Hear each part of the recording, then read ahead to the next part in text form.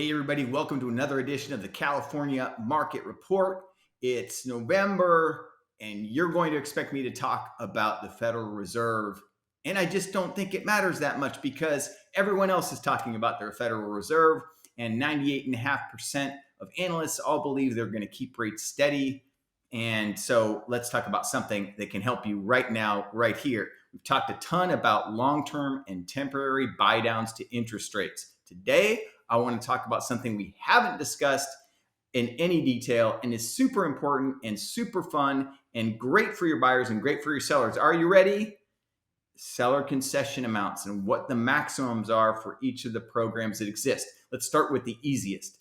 VA loans have a 4% max on seller concessions. So again, whatever the seller is contributing to, interest rate or other things, is a 4% max on VA.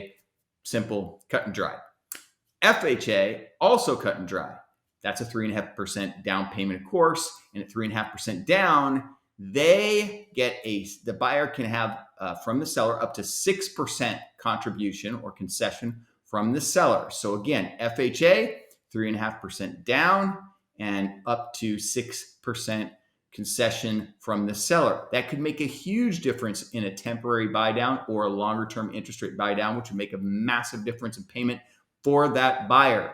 Now, on the first time buyer front for conventional loans, which is 3% down if they're a first time buyer, they only have a maximum of a 3% seller concession. So this is a great opportunity to talk FHA if you would like to get a larger interest rate buy down opportunity for your buyer when you're negotiating. Because of course, FHA is at 6%. And then in the case of conventional, 3% down, first time buyer would only be eligible for a 3% seller concession maximum. But conventional loans have a sliding scale. So between 10% and 25% down is 6% max seller concession, which is pretty fantastic. That can make a huge difference in someone's payment. And then when you get over 25% down, you could actually ask for up to a 9% seller concession and receive that.